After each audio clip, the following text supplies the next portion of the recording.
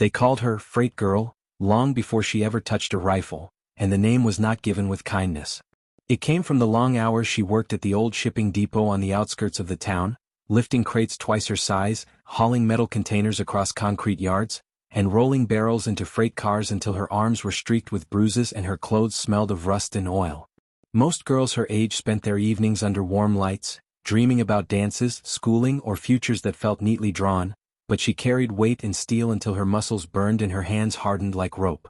The men at the depot laughed when she matched their strength, laughed harder when she outlasted them, and in their laughter was both mockery and fear, for she was too different, too strong, and too stubborn to fit neatly into the fragile picture of what a girl should be. Freight Girl, they called her when she walked home at dusk, hair damp with sweat, boots echoing against the stone path, shoulders squared as if daring the world to pile more upon her. She never let the nickname cut too deep, but it clung to her like grease, impossible to wash away, so she carried it with a quiet fury that one day would have its reckoning. The war came sooner than anyone expected, tearing open the sky with its fire and smoke, rattling the ground beneath their once peaceful town, and sending columns of refugees spilling across the countryside. The depot where she worked became a target, its steel and supplies too valuable to leave unguarded, and when the army recruiters came to gather volunteers, the men who had once laughed at her strength suddenly found excuses to vanish. She stepped forward instead, wiping grit from her face, and offered herself with a certainty that startled even the officer in charge. They gave her no uniform at first, no weapon, only tasks that mirrored what she had always done, carrying ammunition boxes, repairing broken carts, and unloading supplies in the mud while shells thundered in the distance. Still the nickname followed her through the camp, whispered by soldiers who saw her bent over crates and assumed she was nothing more than the labor she performed. Freight Girl, they said with grins, though some began to say it with respect when they realized she never faltered, never begged for rest, and never complained even when her back ached so badly she could not straighten for hours. One evening, while smoke drifted across the horizon and the wounded cried in the tents nearby, she found herself staring at a rifle left leaning against a crate, its barrel scarred with soot, its stock chipped but still solid. She picked it up with a hesitation that turned quickly into focus, for she had watched the marksmen at their practice, memorized their stance, their grip, the way they exhaled before the shot. She raised the weapon, sighted along its line, and squeezed the trigger at a distant bottle resting on a post. The crack of the shot tore through the camp, and when the glass shattered, several heads turned in surprise. She lowered the rifle slowly, heart hammering, the taste of powder sharp in her mouth, and something inside her shifted like a gate opening to a path she had not dared to walk. A sergeant who had seen the shot approached, his expression hard to read, and without a word handed her another cartridge. She loaded it, aimed again, and this time struck the bottle dead center, leaving nothing but shards glittering in the fading light. By the third shot, the sergeant's lips twitched into the ghost of a smile and he said quietly, "Freight Girl, eh? Maybe it's time that name meant more than heavy lifting." That night she lay awake on her cot, the rifle's weight lingering in her arms as though she still carried it, her mind replaying the shatter of glass and the sudden silence that followed. For the first time since the war began, she felt something ignite inside her chest that was not fear, not exhaustion, but possibility. She knew strength, she knew endurance, and now she knew the stillness of the breath before a shot and the clarity that came when iron and intent aligned. The world had tried to define her as a mule for freight, as muscle without aim, but fate had placed a weapon in her hands, and she would not let the chance slip away. Tomorrow, she decided, she would train again and again after that, until the whispers of "Freight Girl" no longer sounded like mockery but a legend taking shape beneath the storm of war. Morning came with the sharp clang of the bell and the murmur of soldiers rising from their tents, boots scraping the dirt as orders spread like smoke on the wind. She was already awake, sitting at the edge of her cot, eyes heavy yet unyielding, waiting for the right moment to step forward. The sergeant who had watched her shoot the night before returned with a rifle slung across his back and a bundle of cartridges in his hands.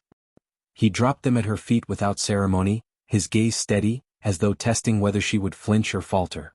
She did neither, only picked up the rifle, weighted against her shoulder, and nodded once.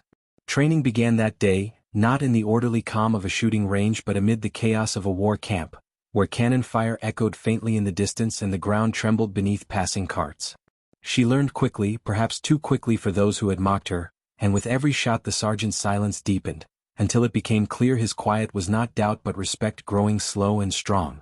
The men who had once dismissed her as a laborer began to watch with wary eyes as her bullets struck their marks, again and again, in conditions where even practiced soldiers missed. Some muttered that luck was on her side, others swore she had stolen secrets from the sharpshooters by studying them in silence, but none could deny the evidence of shattered bottles, pierced helmets and punctured tin cans lined in a row. Her hands, once calloused from crates and chains, adjusted to the recoil of steel and the fine precision of sighting across uneven distance. Her back, used to bending beneath weight, now straightened with the posture of a marksman. Yet the name still followed her, tossed from lips both jeering and admiring, "Freight Girl." It clung to her as stubbornly as the dirt under her nails, but its meaning had begun to shift, no longer a symbol of burden but a banner of strength. Rumors spread through the camp faster than the smoke of the cook fires.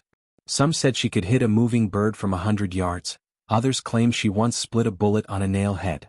Exaggerations, perhaps, but they traveled beyond the campfires and into the ears of officers searching for someone who could do more than haul boxes or patch broken carts.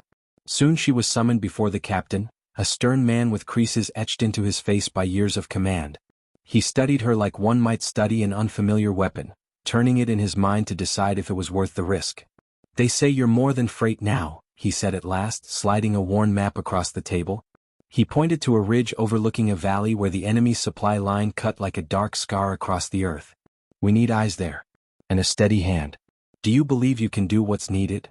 She met his stare without blinking, feeling the weight of the rifle against her shoulder even though it rested at her side.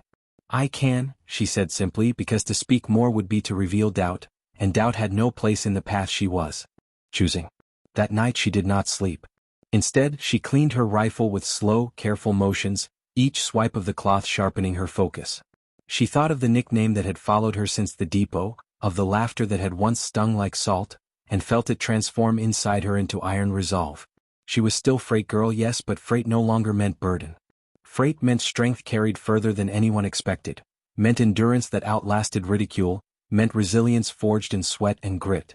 When dawn broke, she climbed the ridge alone, crawling through brush and dirt, her heartbeat steady despite the thunder of distant artillery.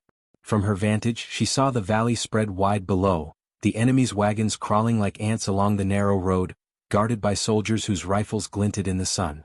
She steadied herself, slowed her breath as she had practiced, and let the world fall into silence. Her finger tightened, the trigger gave, and the shot cracked across the valley. One wagon lurched to a stop as the driver fell, chaos rippling down the line. She reloaded without hesitation, fired again and again, each bullet sowing disruption among the enemy ranks. By the time they scrambled for cover, their once orderly line had splintered, supplies abandoned in the road, men shouting in confusion. From her hidden perch she vanished like smoke, sliding back down the ridge before they could trace the shot. When she returned to camp, dirt smeared across her face and her rifle warm in her hands, the sergeant met her with a rare grin and a nod that said more than words could. The soldiers who had once called her Freight Girl in mockery now spoke it with awe, repeating the tale of how one woman had halted an enemy supply line with nothing but precision and nerve. She said nothing in response, for she knew the war was far from over, and one shot was only the beginning. But inside her chest, where once there had been only anger and weariness, there was now fire. A fire that told her she had found her place, and the world would soon learn what Freight Girl truly meant. Word of her strike spread beyond the camp, carried by messengers and whispered in nearby villages, until Freight Girl became more than a nickname. It was a story, a rumor that moved faster than the march of armies. Soldiers spoke of her with a mix of disbelief and reverence, as though she were half legend, half flesh.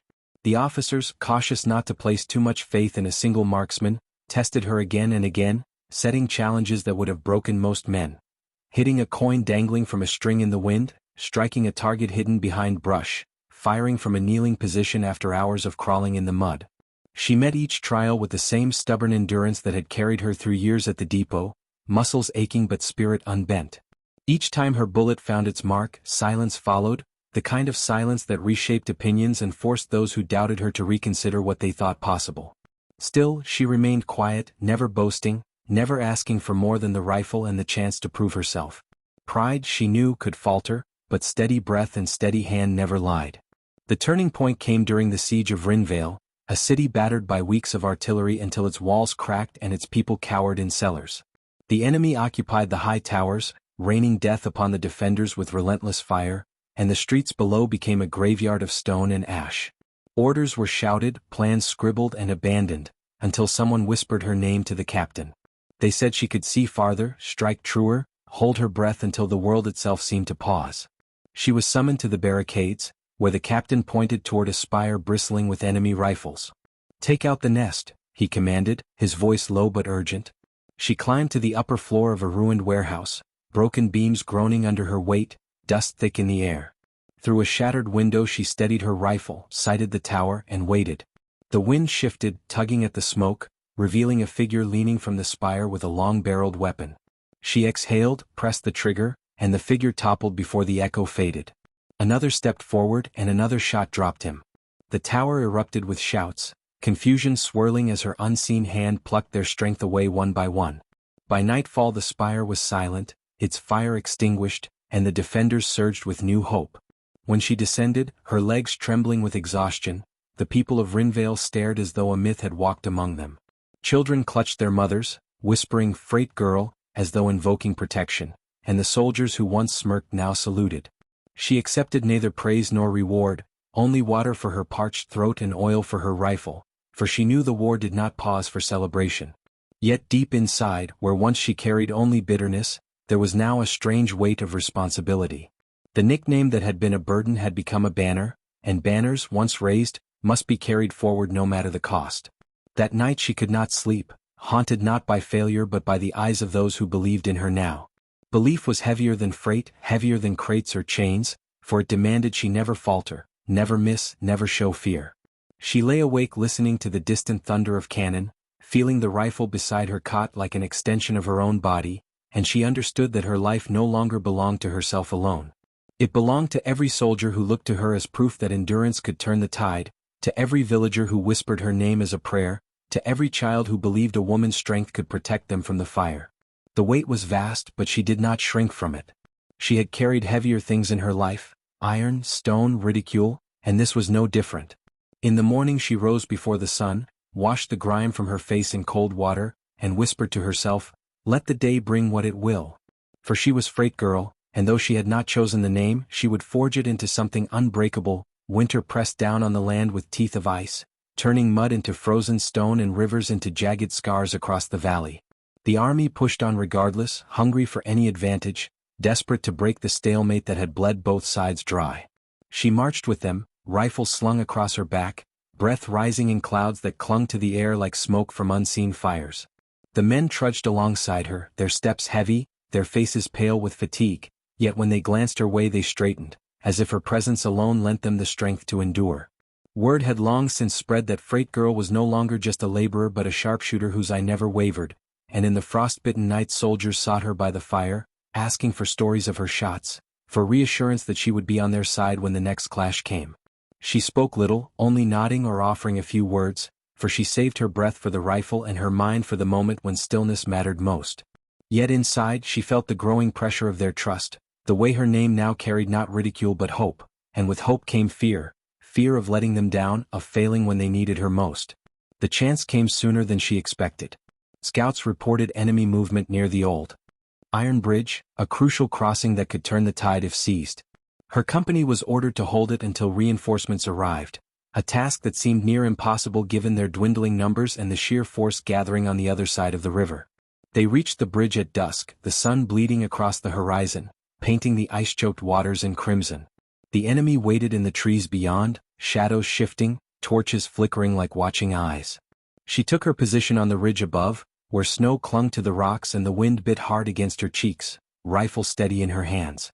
Below, her comrades dug in, stacking whatever rubble they could find into makeshift barricades, faces grim but resolute. The first clash erupted as darkness settled. Arrows streaked through the night, clattering against stone, followed by the thunder of musket fire. She breathed deep, sighted through the chaos and loosed her shot. One torchbearer fell, the flames sputtering in the snow. Another figure lurched back, clutching his chest. With each pull of the trigger the pressure inside her eased, for here was the rhythm she understood best. Inhale, exhale, release. The battlefield became a dance of shadows and sparks, but she moved through it with unyielding precision, her bullets breaking lines, scattering formations, buying her comrades moments to regroup. Hours bled together, marked only by the hiss of powder and the cries of the wounded. Twice she nearly faltered, once when her fingers stiffened from the cold, once when smoke stung her eyes, but she forced herself steady, biting back the tremor in her hands. "Freight girl," a voice shouted from below during a lull, not mocking but pleading, "don't stop." And she did not. Through the night she fought, until the first gray light of dawn revealed the enemy retreating, leaving broken wagons and bodies strewn across the snow. The bridge still stood, battered but unclaimed, and her comrades still held their line, weary but alive. When she descended from the ridge, legs shaking with exhaustion, the men greeted her with cheers ragged but heartfelt. For the first time, she allowed herself a faint smile, not for the praise but for the knowledge that she had carried her weight once again, that the name Freight Girl had borne them through another trial. Yet the victory brought no peace. That night, as she sat by the dwindling fire, cleaning her rifle with numb hands, she thought of the men who had fallen, of the faces she would not see again, and the cheers from earlier tasted hollow in her memory. War was not glory. War was endurance, and endurance demanded a price. She whispered to herself that she would pay it whatever it cost, because if she faltered then all their faith, all their belief in her, would shatter like glass. She was Freight Girl, and freight was not light, it was burden, weight carried for others. She accepted it, shouldered it, and when dawn came again she rose with the rifle in her arms, ready for whatever waited on the horizon. Spring crept slowly over the land, melting the frost into rivers that swelled and burst their banks, washing away the scars of battle but leaving behind memories that clung heavier than mud.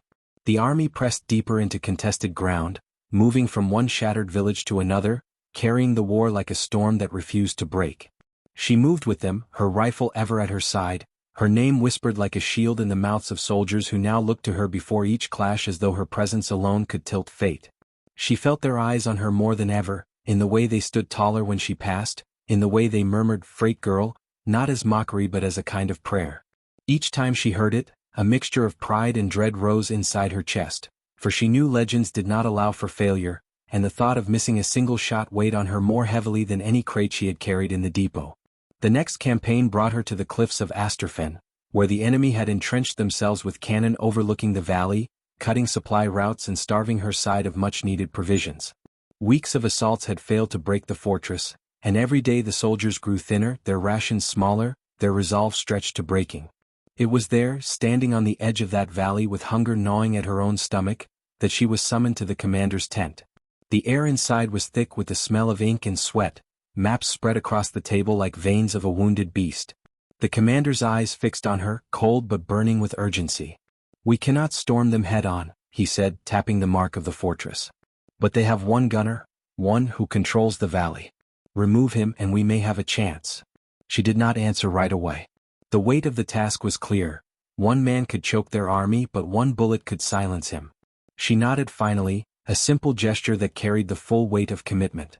That night she climbed the rocky slopes under the cover of moonlight, moving slowly, carefully, each step chosen with precision to avoid betraying her presence.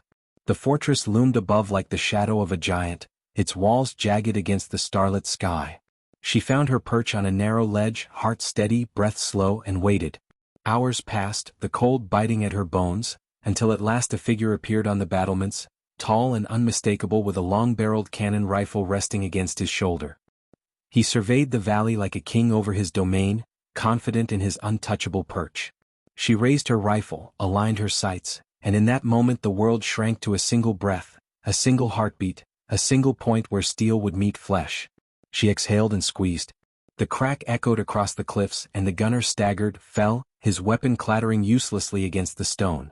For a moment there was silence, then shouts erupted from the fortress, confusion tearing through their order like fire through dry grass. She reloaded and fired again, striking another soldier who reached for the fallen cannon, then another, her shots cutting through the night until the stronghold's confidence dissolved into panic. Below in the valley her comrades surged forward, emboldened by the sudden shift, their shouts rising in unison as they stormed the weakened defenses. By dawn the fortress had fallen, its banners torn down, its cannons silenced, and the supply routes opened once more. When she returned to camp, dirt smeared across her face, rifle heavy in her arms, the men greeted her not with jeers but with reverence, as though they stood in the presence of something greater than flesh and bone. They chanted her name, Freight Girl, until the air itself seemed to tremble with it. She accepted their cheers with a bowed head, but inside she felt the weight growing heavier. She was no longer just a soldier, no longer just a sharpshooter. She was becoming a symbol, and symbols had no room for mistakes, no room for weakness, no room for fear. That night she sat apart from the others, staring at the rifle laid across her knees, the moonlight gleaming against its barrel. She remembered the depot, the crates, the laughter, the sweat and the pain, and wondered if that girl, the one who had carried weight because she had no other choice, would recognize the figure she had become. She whispered to the night that she would carry this freight too as long as needed, as long as her breath held, for freight was her name, her curse, and her strength. Summer came, harsh and merciless, the heat pressing down on the soldiers as though the sun itself had chosen sides. Dust clung to their skin, sweat burned their eyes, and water was as precious as bullets.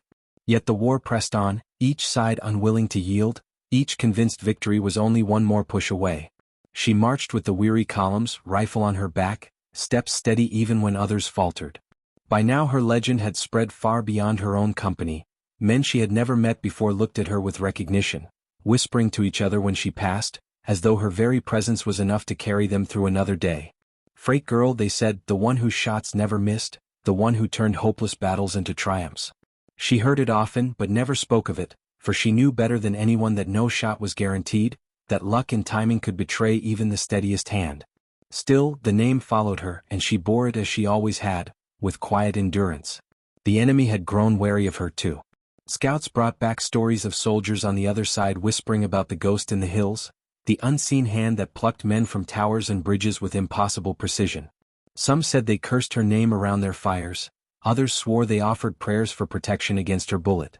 The thought should have comforted her, but instead it weighed heavier, for she realized she was no longer only a symbol to her own side but a phantom to the enemy, a shadow that haunted them. In war, phantoms became targets, and she knew it was only a matter of time before they set their sights on her. The trap was sprung at the Battle of Emberfield, a wide expanse of scorched farmland where the heat rose in shimmering waves and the air tasted of ash. Her company advanced cautiously across the open ground, the enemy retreating just out of reach, baiting them onward. She sensed something wrong in the rhythm of it, the way the enemy moved too easily, too neatly, as though guiding them into place. She climbed a low rise for a better view, scanning the horizon, and her suspicion hardened into certainty when she saw glints of metal hidden among the haystacks, the telltale shimmer of rifles waiting in ambush. She shouted a warning, her voice cutting through the din, and dropped to her stomach, rifle snapping into place. The first shot cracked, striking the concealed sniper before he could fire, then another and another, each bullet breaking the trap before it could fully close. Yet even as she fired, return shots rained down, the enemy having prepared for her as much as for the rest. The ground erupted with dust and splinters as bullets struck all around her. She crawled along the ridge, rolling from cover to cover, firing in short bursts, each shot forcing the enemy back but never fully breaking their line. Below, her comrades rallied, pulling back from the kill zone, using her covering fire as a shield.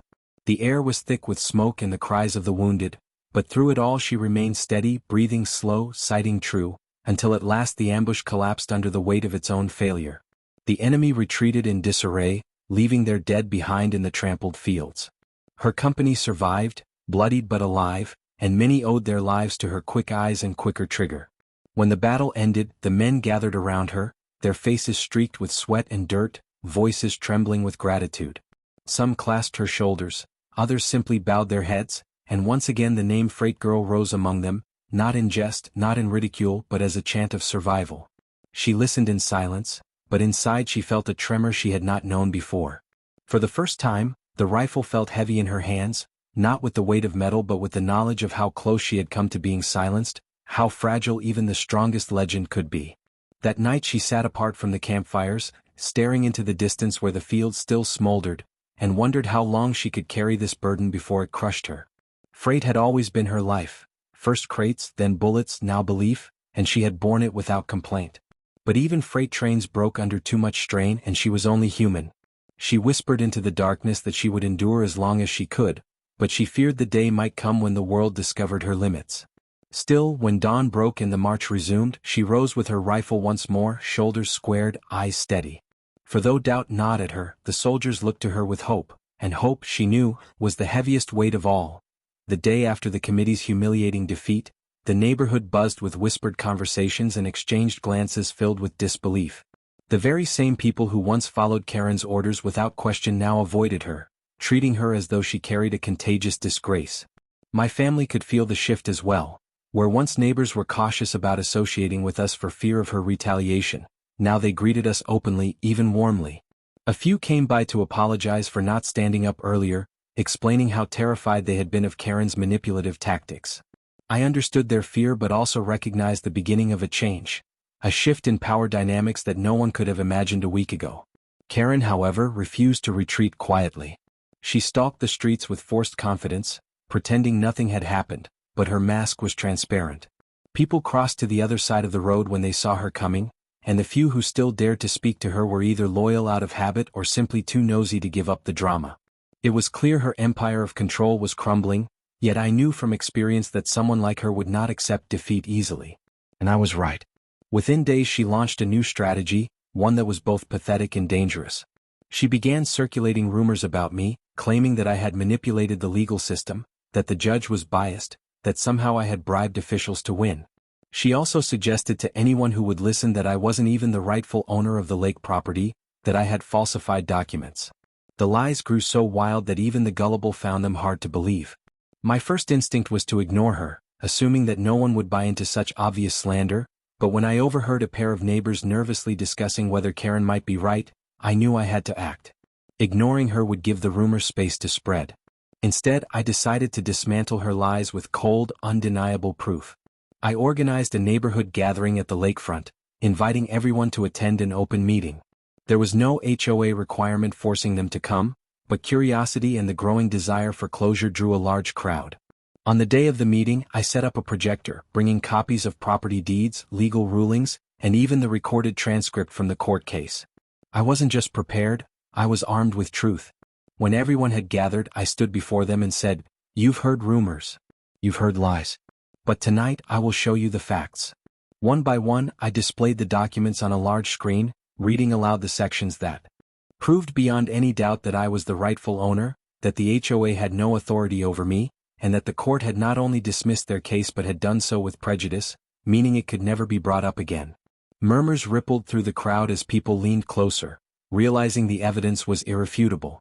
Some nodded, some shook their heads in disbelief that they had ever trusted Karen, but all were captivated. And then, as if on cue, Karen herself appeared. She stormed toward the gathering, her voice cutting through the night. "Don't listen to him," she shouted.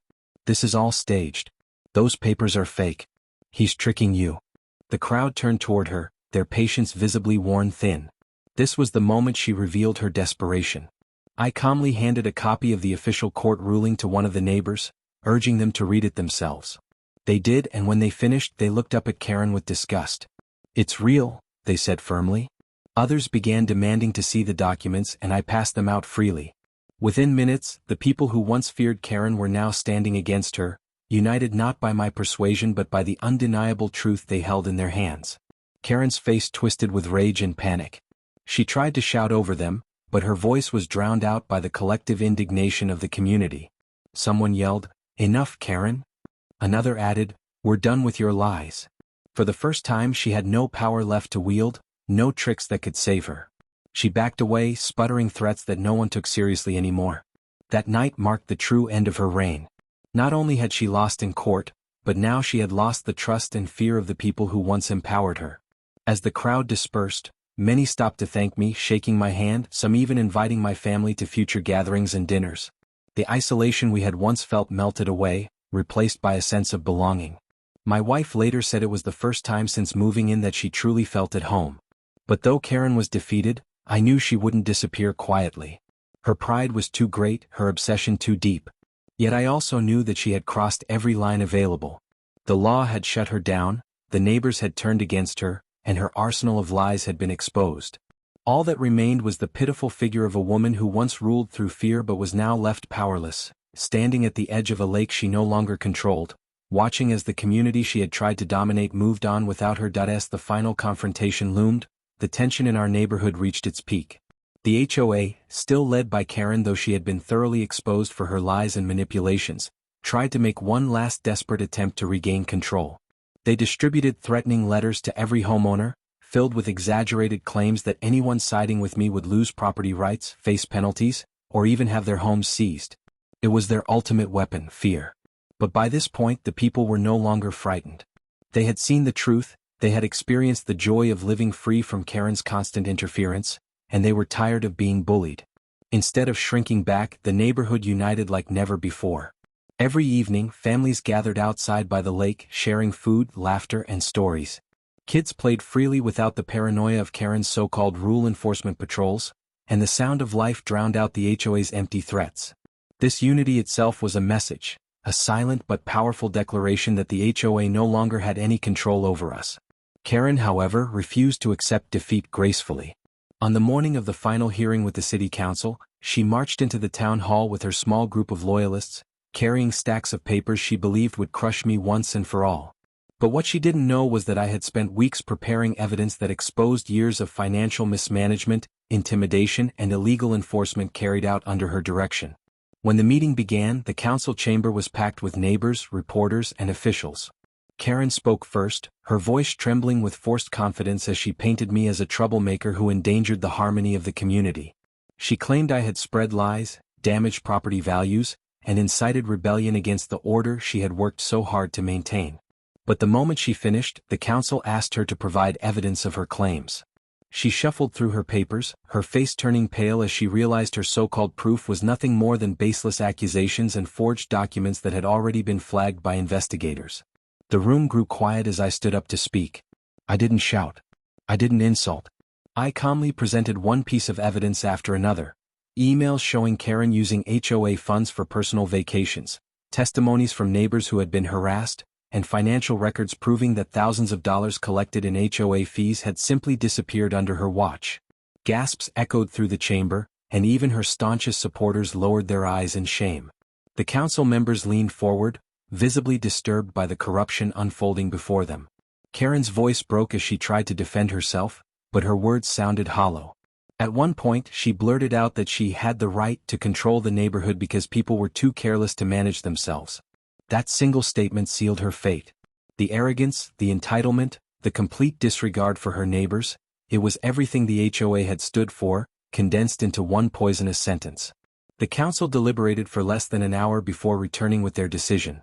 The HOA's authority was officially dissolved, its remaining funds seized for investigation, and Karen was barred from holding any position of influence in the community again. The room erupted in applause and Karen stormed out, red-faced and defeated, while cameras flashed around her. For the first time in years, the air felt lighter, as though a heavy weight had been lifted from everyone's shoulders. In the weeks that followed, our neighborhood transformed. Without the HOA breathing down our necks, we created a volunteer committee where every resident had a voice. Decisions about the lake, maintenance, or community events were made together, and disagreements were resolved with discussion instead of threats. The sense of freedom was intoxicating. Families painted their homes in colors they loved without fear of fines. Gardens bloomed in wild variety. The lake, once patrolled like private property, became the heart of the neighborhood again, filled with laughter, barbecues, and music. One evening, as I sat on the dock watching the sunset ripple across the water, a group of neighbors joined me. They thanked me not just for fighting Karen but for standing firm when it would have been easier to back down. But I told them the truth, it wasn't just me. It was all of us choosing to resist fear, all of us daring to believe that we deserved better than the suffocating rule of one self-appointed tyrant. Karen had wanted power, but in trying to control everyone, she had awakened something stronger, unity. And that unity could never again be taken away. The story of our victory spread beyond our neighborhood. Other communities dealing with overbearing HOAs reached out, asking how we had stood up and won. Our battle became an example, a reminder that even the most entrenched systems of control could crumble when ordinary people refused to accept intimidation. Looking back, I realized that the fight hadn't just been about lake access or HOA rules. It had been about dignity, about the right to live freely without constant interference, about proving that people can thrive when given trust instead of control. Karen thought she could silence us forever, but in the end she only amplified our voices. And as I watched the stars appear over the lake that night, I knew one thing with certainty. Our community had taken back its soul, and no HOA, no matter how powerful, would ever steal it again. The end.